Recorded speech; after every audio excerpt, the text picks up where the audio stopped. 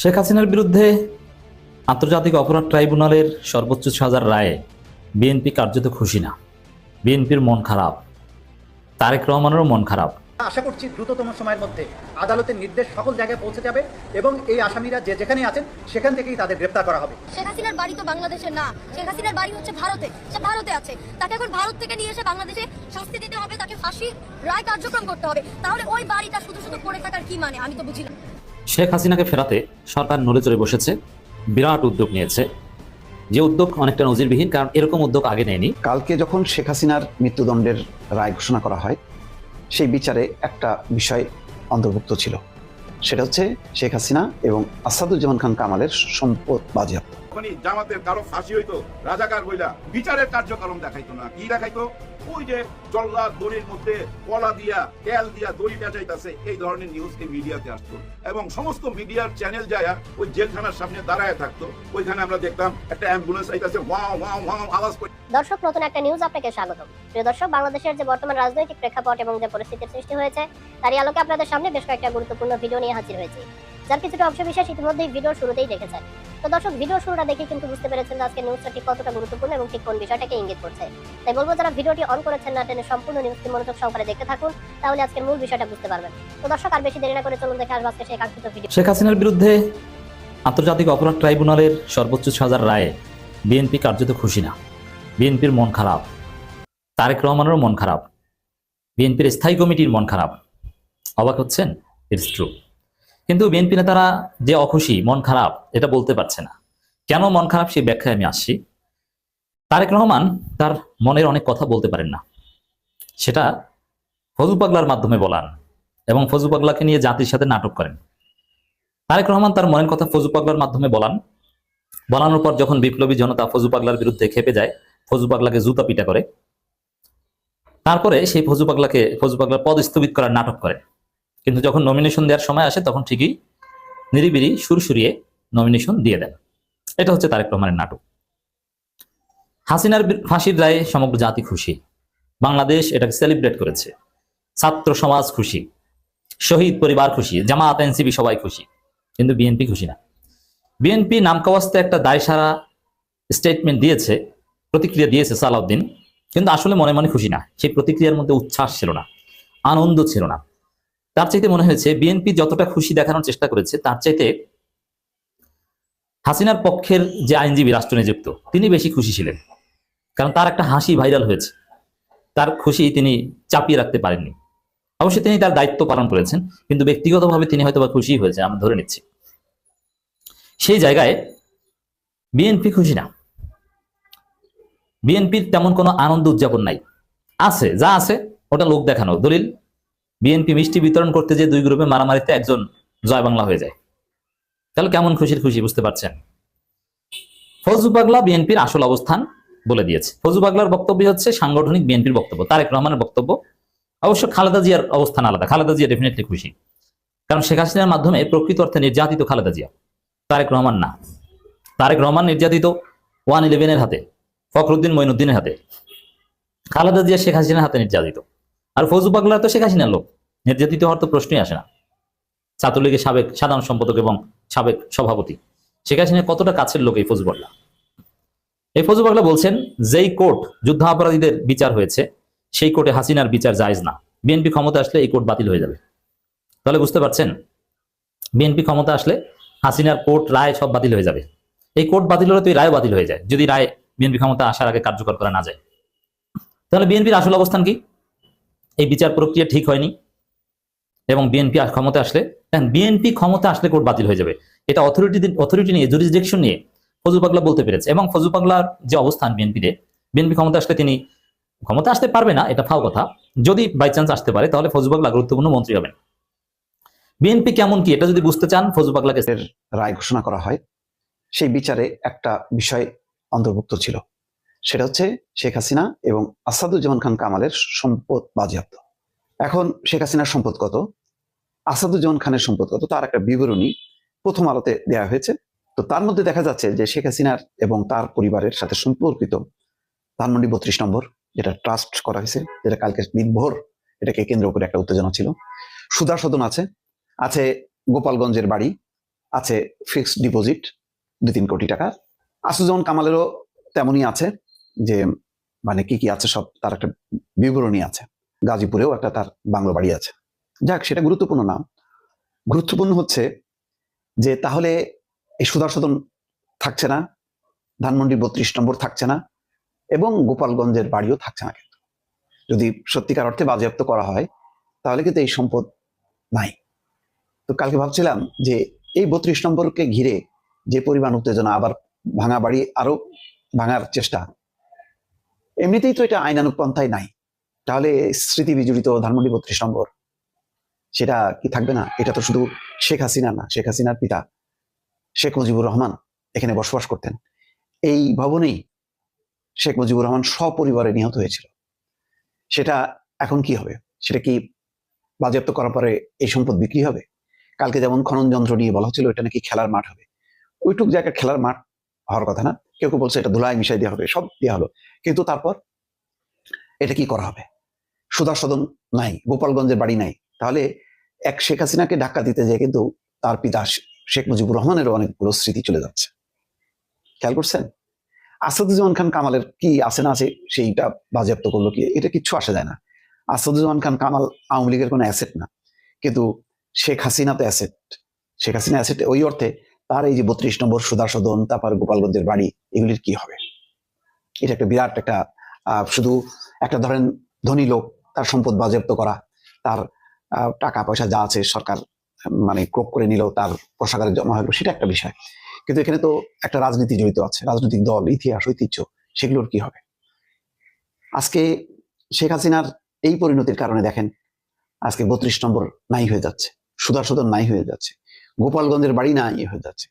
মানে তার এই সম্পদ বাজেয়াপ্তের মধ্য দিয়ে তার পরিবার, তার বংশ কিন্তু আসলে নির্বংশ হয়ে যাচ্ছে, সম্পত্তি ছাড়া হয়ে যাচ্ছে। কালকে সবার মনোযোগ ছিল যে মানে তার মৃত্যুদণ্ড, ওই একটা ঐতিহাসিক রায়, এটা ঘটেনি। বাংলাদেশের ইতিহাসে কোনো নারীর ফাঁসি হয়নি বলা হচ্ছে, কিন্তু শেখ হাসিনার কিন্তু সেই রায়টা হলো। এখন মৃত্যুদণ্ডের কিভাবে মৃত্যুদণ্ড কার্যকর করা হবে, ফাঁসি নাকি, সেটা এখনো কিন্তু পরিষ্কার না। হয়তো রায়ের পূর্ণাঙ্গ কপি পাওয়া গেলে সেটা জানা যাবে, কিন্তু আজকে সেই কপি পাওয়া যায়নি, কারণ ট্রাইব্যুনালের যেই ট্রাইব্যুনাল তাকে মৃত্যুদণ্ড দিয়েছে সেই ট্রাইব্যুনালের বিচারক অসুস্থ থাকায় আজকে এটা তিনি জমা দিতে পারেননি। হয়তো জানা যাবে কিভাবে ফাঁসি কার্যকর হবে। কিন্তু আমার আজকে সাবজেক্ট হলো যে দেখেন আইনানুগ পন্থায় কিন্তু 32 নম্বর নাই হয়ে যাচ্ছে, আইনানুগ পন্থায় কিন্তু সুধা সদন নাই, আইনানুগ পন্থায় কিন্তু গোপালগঞ্জের বাড়ি নাই, জমি নাই, তার টাকা পয়সা কি গেল সেটা বড় কথা না। বড় কথা হলো 32 নম্বর সুধা সদন এবং গোপালগঞ্জের বাড়ি, সেগুলো কিন্তু নাই, বাজেয়াপ্ত হয়ে গেল। খেয়াল করছেন? তাহলে এই যে আইন নিজের হাতে তুলে নিয়ে জ্বালাও পোড়াও, এই কর্মকাণ্ড কি দরকার আছে? আজকে দেখা যাচ্ছে যে খবর দেখছি যে ধানমন্ডি 32 থেকে সরিয়ে নেওয়া হয়েছে খনন যন্ত্র, যে খনন যন্ত্র নিয়ে আসা হয়েছিল সেটা সরাই নেওয়া হয়েছে। নিরাপত্তায় সেনা, পুলিশ এবং বিজিবি তারা এখনো সেই বাড়ির সামনে পাহারা দিচ্ছে যাতে আবার পরিস্থিতি তেমনটা না হয়। তো এগুলো তো দরকার নাই। আইনের পথে কেন মানে চলার চেষ্টা হচ্ছে না, সেটা হলো প্রশ্ন। এত অধৈর্য, এত উন্মাদনা, এটা তো একটা আইনের শাসনের জন্য ভালো হচ্ছে না। এই জিনিসটা আসলে বোঝাবে কি? এই জিনিসটা বোঝানোর যে রাজনৈতিক নেতৃত্ব, বিএনপি নীরব, জামাত নীরব, এনসিপি নীরব, বরং এদের ভেতরের কোনো কোনো শক্তি আরো উস্কাচ্ছে। শুভ বিবাহ বার্ষিকী আজকে শেখ হাসিনার। 1966 সালে এই দিনই উনি বিয়ে করছিলেন। আমরা কথায় বলি না জন্ম, মৃত্যু, বিবাহ আল্লাহর ইশারায়।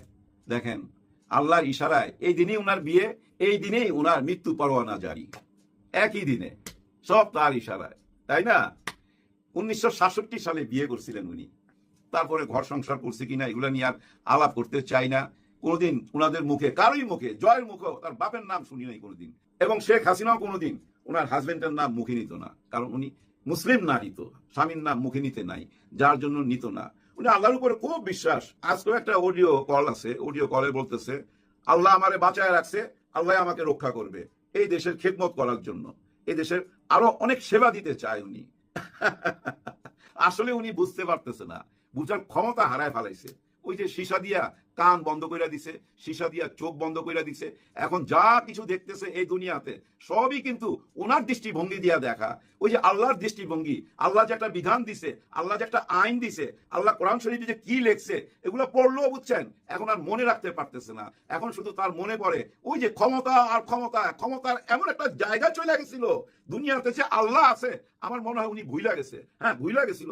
না ভুইলা গেলে এভাবে মানুষ হত্যা করে, একজন মানুষ হত্যা করা মানে পুরা মানব জাতিকে হত্যা করা। আর উনি 1400 মানুষ হত্যা করছে, কিন্তু সবগুলোর বিচার কিন্তু এখানে আসে নাই। মাত্র 5টা বিচার হয়েছে, 5টা বিচারের রায়। আরো অনেক বিচার আছে, কিন্তু ওগুলা থেকেও কিন্তু এই মৃত্যুদণ্ডের রায় আসবে ভবিষ্যতে। যাই হোক, এই রায়টা ভাই আমি মনে করছিলাম, সত্যি কথা বলি, 10-15-20 মিনিটের হবে। এটা যে প্রায় 3 ঘন্টা হবে এটা কল্পনা করি নাই। আর পুরোটা ইংরেজিতে, হায় হায়, বুঝতে অনেক কষ্ট হইতাছিল। মাঝে মাঝে ছেলেরে ডাকতেছিলাম যে আমার বুঝাও, পুরোটা ক্লিয়ার করে বুঝাও। হ্যাঁ, বুঝতে চাইতেছিলাম ইংরেজিতে, কেন যেন সারা বিশ্ব থেকে এটা বিচার করতে পারে, স্বচক্ষে দেখতে পারে সরাসরি। তো এরকম ঘটনা পৃথিবীতে খুব কম হয় ভাই, যে বিচারের রায় সরাসরি। তার মানে কি সারা বিশ্বকে জানাইতে চাইছে। এবং অ্যাডভোকেট তাজুল ইসলাম তো চ্যালেঞ্জ করছে বিশ্বের যে কোনো আইন বিভাগে, এটা আমরা চ্যালেঞ্জ করি, যে কোনো আদালতকে আমরা চ্যালেঞ্জ করি, তারা এই বিচারের রায় ঘুরাইতে পারবে না। কারণ কি জানেন, চাক্ষুষ সাক্ষী প্রমাণ তো সব, একটা দুইটা না তো, শত শত সাক্ষী প্রমাণ এবং উনার নিজের ভয়েস। আর এই ভয়েস গুলো যে উনার, এটা একেবারে পরীক্ষিত, বিদেশ থেকে পরীক্ষা নিরীক্ষা কইরা আই নাই, এই আদালতে দেওয়া হয়েছে। তার মানে কি জানেন, এই বিচারের রায় কার্যকর হইতে যাচ্ছে। এখন কথা হচ্ছে, উনি তো আপিল করতে পারে, কিন্তু আপিল করতে পারবে না। আপিল করতে হইলে উনাকে সশরীরে আইসা হাজিরা দিতে হবে, জেলখানায় বৈশা আপিল করতে হবে 30 দিনের মধ্যে। আর 30 দিনের মধ্যে না হইলে যে রায় ঘোষণা হয়েছে এটা বাস্তবায়ন হবে। কিন্তু এটা বাস্তবায়ন করার জন্য মোদিজি কি উনারে দিয়ে দিবে? না না না, মোদি দিবে না ভাই, দিতে চাইবে না। কিন্তু তারপরও কিন্তু ডক্টর মোহাম্মদ ইউনূস স্যার উনার কাছ থেকে চাইবে, যে কোনো অ্যাঙ্গেলই হোক চাইবে, কিছু দেবার বিনিময় হইলেও চাইবে। এমনও বলতে পারে যে ভাই ঠিক আছে, তোমাদের তো 7 সিস্টার একটা লক ল্যান্ড, এখানে কোনো সমুদ্র নাই, যোগাযোগ নাই, ওইখানে যাইতে হইলে পাহাড় পর্বত ডিঙ্গে যাইতে হয়, আমার এখান থেকে সরাসরি যাইতে পারবে, আমি তোমার ভাই বন্দরের সুযোগ দিয়ে দিব, শেখ হাসিনারে দিয়া দাও, আর ওই ডাকাত কামালরে দিয়া দাও। ইন্ডিয়া যদি ভাই একটু চিন্তা করে গভীরভাবে, আর যদি ওই 7 সিস্টার থেকে আন্দোলন করে সবাই এক লগে বলে যে দিয়া দাও রে, আমরা সুযোগ সুবিধা পাইতে চাই, আমাদের দেশের উন্নয়ন করতে চাই, মানে ওই 7 সিস্টারের ওই বিনিময় হইলো দিয়ে দিতে পারে ভাই, ঠিক নাই? দেখি না কি হয়। দেখেন এই বিচারটা কই থেকে শুরু করছে, একবারে 71 থেকে শুরু করছে। কিন্তু 71 থেকে বলতে বলতে শেখ মুজিবের আমলটা, ওই বাকশালের আমলটা, বাকশাল মানে বুঝেন তো, বাংলাদেশ কৃষক শ্রমিক লীগ, বাংলাদেশ কৃষক শ্রমিক লীগ, বাকশাল, এই বাকশালের মাধ্যমে এই আওয়ামী লীগকে শেখ মুজিবুর রহমান নিজেই নিষিদ্ধ করছিল। তারপরে ভাই আরো কত ঘটনা উঠে আসছে ওই আমলে, মানে শেখ মুজিবুরের আমলে আর্মিকে অবজ্ঞা কইরা, অবহেলা কইরা রক্ষী বাহিনী বানাইছিল। আর ওই রক্ষী বাহিনী প্রায় 25 থেকে 26 হাজার মানুষ মারছিল। তারপরে আরো কত ঘটনা উঠে আসলো, চিন্তা করেন। শাপলা চত্বরের সেই রাতের ভয়াবহ ঘটনাও এই বিচারে উঠে আসছে, বিডিআরের ঘটনাও এই বিচারে উঠে আসছে। কিছুই তো বাদ যায় নাই, মানে একেবারেই শুরু থেকে শেষ, মানে আওয়ামী লীগের শুরু থেকে শেষ সব কিছু তুইলা ধরছে। এবং তার দলের অঙ্গ সংগঠন, এই যে ছাত্রলীগ, হেলমেট বাহিনী, পুলিশের সাথে মিশা কি কি কর্মকাণ্ড করছে সব কিছু তুইলা ধরা হয়েছে। পৃথিবীর যে কোনো আদালতে এটা চ্যালেঞ্জ করতে পারে। হ্যাঁ, এই বিচার কার্য আপনি যে কোনো আদালতে চ্যালেঞ্জ করতে পারে। সারা বিশ্বের মিডিয়ার দিকে তাকায় দেখেন ভাই, সমস্ত পত্রিকা, বিশ্বের সমস্ত পত্রিকায় শেখ হাসিনার এই বিচারের রায়, সারা বিশ্বের মিডিয়ার সমস্ত পত্র পত্রিকার হেডলাইন এই শেখ হাসিনার ফাঁসি। এবং ভারতের পত্র পত্রিকা, ভারতের মিডিয়াতেও কিন্তু একই কথা। কিন্তু একটা ব্যাপার আমার ভালো লাগছে, ভারতের মিডিয়া থেকে কিন্তু কোন রকম নিজেদের মতামত দেয় নাই। আমাদের বিচার কার্য, মানে আন্তর্জাতিক বিচার কার্য যেভাবে চলতেছিল ঠিক সেইটুকুই তুলে ধরছে, নিজেদের কোনো মতামত দেয় নাই। এখন তাদের পত্রিকায় লেখা হচ্ছে, এখন তাদের পত্রিকাতেও ভাই হেডলাইন হয়ে আসতেছে ফাঁসির আসামি শেখ হাসিনা আর ওই যে ডাকাত কামাল। দেখছেন কিভাবে দিন চেঞ্জ হয়ে যায়, সবকিছু বদলে যায়। যে শেখ হাসিনা নিজে এই বিচার ট্রাইব্যুনাল বানাইছিল, সেই বিচার ট্রাইব্যুনালে আজকে তার বিচার হতে যাচ্ছে। অনেকেই বলতেছে এটা সরাসরি প্রচার করলো কেন, কি দরকার ছিল, এটা কি ভাই কোনো গ্ল্যামার আনলো এই বিচারে, এটা কি আমাদেরকে বোকা পাইছে? আরে গাধা, আপনারা কেন বুঝেন না? সারা বিশ্বকে জানাইতে হইলে তো ভাই সরাসরি দেখাইতে হবে এবং ইংরেজিতেই বলতে হবে। আর আপনারা আগে অতীতে দেখেন নাই কি হয়েছে, অতীতে কোনো বিচার কার্য এভাবে সরাসরি দেখাইছে? দেখাই নাই। কিন্তু কি দেখাইতো মনে আছে ভাই ব্রাদার আপনাদের? যখনই জামাতের কারো ফাঁসি হইতো রাজাকার বইলা, বিচারের কার্যক্রম দেখাইতো না। কি দেখাইতো? ওই যে জল্লাদ দড়ির মধ্যে কলা দিয়া তেল দিয়া দড়ি পেঁচাইতেছে, এই ধরনের নিউজ এই মিডিয়াতে আসতো এবং সমস্ত মিডিয়ার চ্যানেল যায় ওই জেলখানার সামনে দাঁড়ায় থাকতো। ওইখানে আমরা দেখতাম একটা অ্যাম্বুলেন্স আইতেছে, ওয়াও ওয়াও ওয়াও আওয়াজ কইরা আমরা তাকায় রইছি, তারপরে খাট যাইতেছে এবং খাট বাইর করতেছে, লাশ নিয়ে যাইতেছে। মানে বিচারের রায় হবার পর, মৃত্যুদণ্ড দেবার পর ওইগুলা তুইলা ধরতো মানুষের কাছে এই মিডিয়া। কার ইশারায় কেন ধরতো বুঝছেন তো? মানে ভয় ঢুকাই দিত মানুষের ভিতরে, হ্যাঁ, কেউ যেন তাদের রাজত্বের মধ্যে হাত না বাড়ায়, এই ভয় ঢুকাই দিত। কিন্তু বিচার কার্য কোনোদিন সরাসরি দেখায় নাই। শেখ হাসিনা নিজের তৈরি কোর্টের ভিতরে ওই বিচার ট্রাইব্যুনালে কিভাবে বিচার হয়েছে আমরা জানি না, কিন্তু রায়ের পর কিভাবে লাশ বাইরিতেছে, কিভাবে দড়িতে কলা মাখতেছে, তেল মাখতেছে এবং জল্লাদ এক জেলখানা থেকে আরেক জেলখানায় যাইতেছে, সমস্ত পত্রিকার হেডলাইন, হায় রে আলোচনা, প্রত্যেকটা মৃত্যু নিয়েই এরকম মজা করছে তারা। দর্শক, সম্পূর্ণ ভিডিওটি দেখলেন, আশা করি বিষয়টি বুঝতে পেরেছেন। এ নিয়ে আপনার গুরুত্বপূর্ণ মন্তব্যটি অবশ্যই কমেন্ট বক্সে জানিয়ে দিবেন। ধন্যবাদ।